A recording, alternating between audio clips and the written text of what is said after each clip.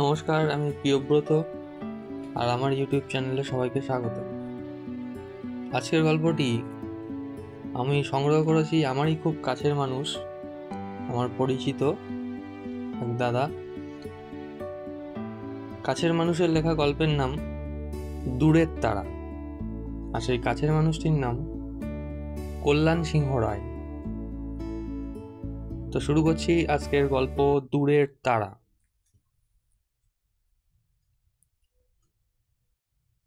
তিথি দেবী নামটা শুনেই অরূপ ঘুরে তাকায়। এই নামটা তার বড়ই চেনা। আজ থেকে ৩৫ বছর আগের এই নামটা যুবক অরূপের মনে বিরাট দোলা দিয়ে গেছিল। বন্ধুর বিয়েতে বরযাত্রী গিয়ে হঠাৎ দেখা আর পরিচয়, যাকে বলে প্রথম দেখাতেই ভালো লাগা, লাভ এট ফার্স্ট সাইট। তবে মুখ ফুটে আর বলা হয়নি, কিন্তু টের পেয়েছিল যখন সুন্দরী তিথি হঠাৎ ডেকে পড়ল,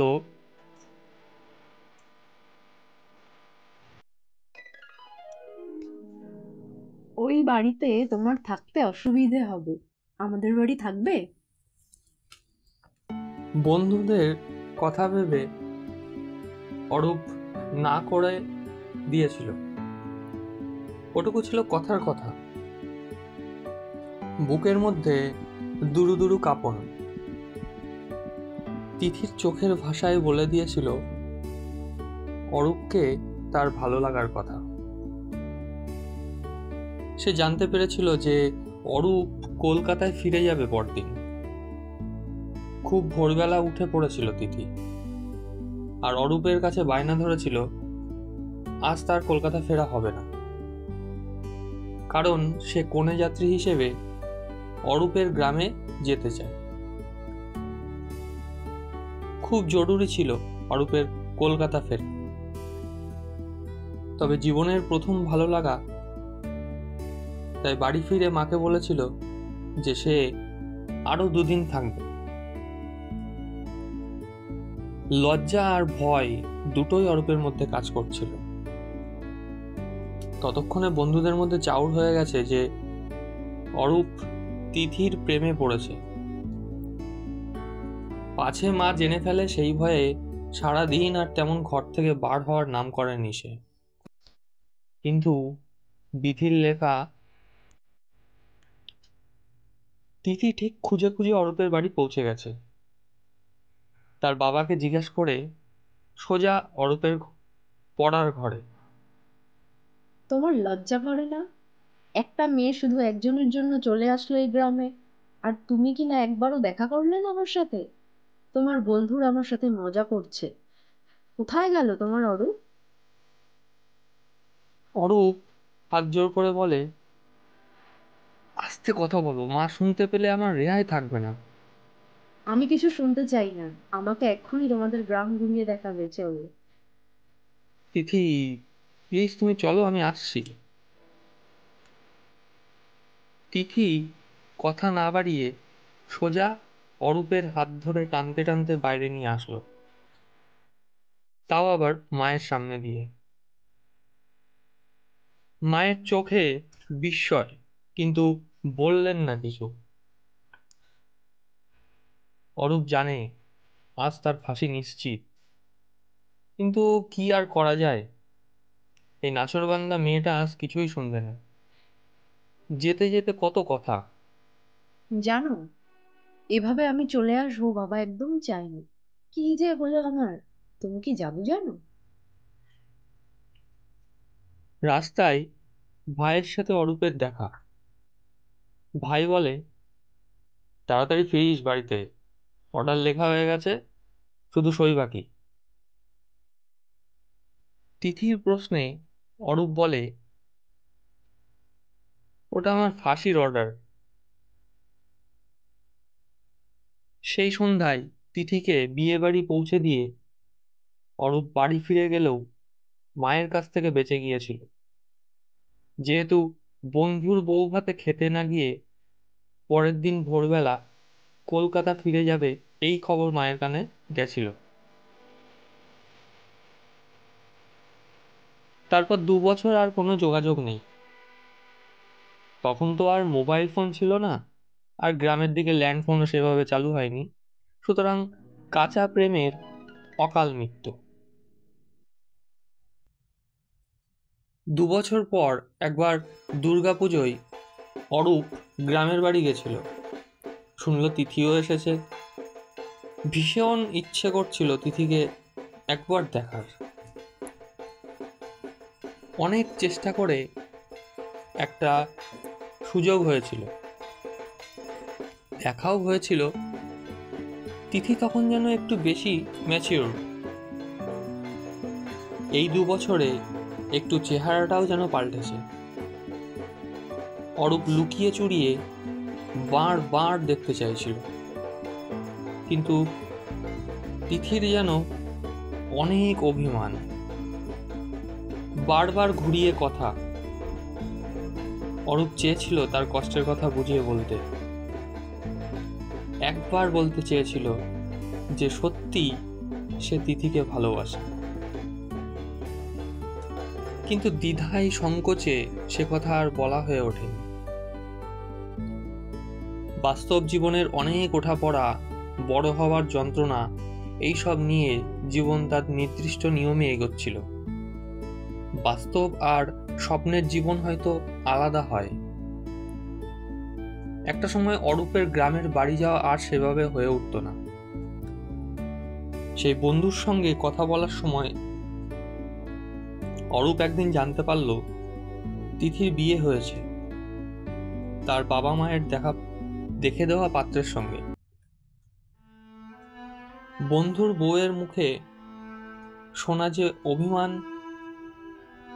করে নাকি সে বলেছিল, ওনাকে বলে দিও আমার বিয়ে হয়ে যাচ্ছে। আমার ভালোবাসা বুঝেও বোঝার চেষ্টা করলো না। শুনে অরূপ মনে মনে কষ্ট পেয়েছিল। হারিয়ে যাওয়ার পর অবচেতন মনে সে তিথিকে মাঝে মাঝেই খুঁজত। গ্রামের কোনো উৎসবে গেলে ভিড়ের মধ্যে তাকিয়ে থাকতো, যদি একবার দেখা হয়ে যায়। এরপর প্রায় 34 বছর কেটে গেছে। পুজোয় একটা কাজে সে দুর্গাপুরে এসেছিল। পূজা মণ্ডপ সামনে হঠাৎ মাইকে ঘোষণা, তিথি দেবী গেটের সামনে এসে প্রসাদের ডালিটা নিয়ে নিন। একটু দূরেই দাঁড়িয়েছিল অরূপ। তিথি নামের মুখটা এখনো যেন কাটেনি। নামটা শুনে অরূপ ঘুরে দাঁড়িয়ে তাকালো। হালকা সাদা হয়েছে মহিলার চুলের সামনেটা, বয়সের ছাপ পড়েছে মুখে। কি ভেবে অরূপ এগিয়ে যায় মহিলার কাছে, জিজ্ঞেস করে, আপনার নাম তিথি? হ্যাঁ, কেন বলুন তো? আপনি এখানেই থাকেন? কোথায় যেন একটা চেনা জানা ছোঁয়া। অরূপ থামে না। তিথি বলে, হ্যাঁ, এখানেই আমার বাড়ি। আচ্ছা, আপনার বাবার বাড়িও কি এখানে? কেন বলুন তো? আপনি কে? না, আমি কলকাতায় থাকি, একটা কাজে এসেছি। অরূপদা? তুমি অরূপদা না? আমি তিথি। এখানে তুমি? আমাকে চিনতে পারলে? একেবারে অপ্রত্যাশিতভাবে অতীতকে পেয়ে কিছুটা আবেগবিহ্বল হয়ে পড়ল অরূপ। এখন প্রায় পৌর। চেহারাতে ভারিক্কি ভাব তো আগেই এসেছে। নানা রোগে আর বয়স্ক হয়ে গেছে সে। এক ভালো লাগায় আপ্লুত হয়ে পড়ে বলে, তিথি, তুমি একেবারেই পাল্টে গেছো। হ্যাঁ, আর তুমি বুঝি আগের মতোই আছো? চলো, আমার বাড়ি এই সামনেই। অরূপ যতই না বলে সে শুনবেই না, সেই নাছোড়বান্দা ভাব। তুমি কোনোদিন আমার কথা শোনোনি, আজ ছাড়বো না। এই বলে সেই আগের মতো হাত ধরে হিড় করে টেনে নিয়ে যায়। এখনো অনেক প্রাণোচ্ছল, জড়তাহীন তার ব্যবহার। ছোট্ট সুন্দর একটা বাড়ি তিথিদের। হাজব্যান্ড ছিল না, এক ছেলে চাকরি করে, সে বাড়িতে ছিল।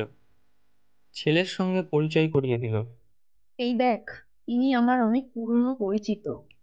বহুদিন পরে আজ হঠাৎ প্যান্ডেলের সামনে দেখা। ছেলে তাড়াতাড়ি উঠে বসতে বলল, দু এক কথা বলে চলে গেল পাশের ঘরে। অরূপ চেষ্টা করেছিল পুরনো সেই তিথিকে খুঁজতে। আগের তিথি আর নেই, এখন সে ঘোরতর সংসারী। পুরনো দিনের ছোট্ট স্মৃতি তার আর মনে না থাকা স্বাভাবিক। চা নিয়ে আসে তিথি। নাও, একটু শুকনো প্রসাদ আর এক কাপ চা খাও। অরূপ অজোর আপত্তি না করেই চা শেষ করে।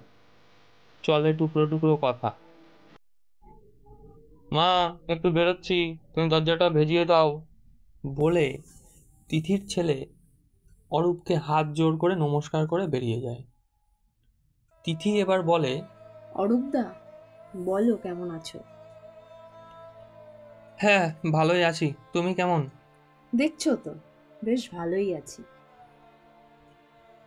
এরপর সংসারের ইতিউতি খবর নেওয়া। একসময় তিথিই বলে, আমি তোমার কাছে ভীষণ আশা করেছিলাম তুমি শেষ মুহূর্তে আমার কাছে আসবে। এর উত্তরে এর উত্তর অরূপের কাছে ছিল না। মুখে শুধু বলল, সে সাহস হয়নি, এখন আর সেসব কথা ভেবে কি লাভ। না না, ভাবছি না। অনেকদিন পর দেখা হলো বলে হয়তো পুরনো কথা মনে পড়ে গেল। দেরি হয়ে যাচ্ছিল অরূপের, কলকাতা ফিরতে হবে। কথা থামিয়ে সে বলল, এবার উঠতে হবে, নাহলে দেরি হয়ে যাবে। বিষাদের কিছুটা রেশ এসে গেল কথায়। হ্যাঁ, আমিও তো তোমায় আর আটকাতে পারবো না। ভালো থেকো। বেরোনোর সময় অরূপ বারবার বলতে চাইছিল তার মনের অন্তঃস্থলে লুকিয়ে থাকা সেই অনুভূতি, যা সে আগেও বলতে পারেনি, আজও পারল না। শুধু একটা কথা বলে বিদায় নিল, তোমাকে এখনো আমার বারবার মনে পড়ে। তিথি আঁচলে মুখ মোছার ছলে চোখের কোণে ভেসে ওঠা জলটা মুছে নিয়ে ধরা গলায় বলল, আমারও। ধন্যবাদ। তো এই ছিল আজকের গল্প, আমার কাছের মানুষের লেখা দূরের তারা। গল্প পাঠে আমি প্রিয়ব্রত এবং আমারই সহধর্মিণী বর্ণালী পাল। ধন্যবাদ।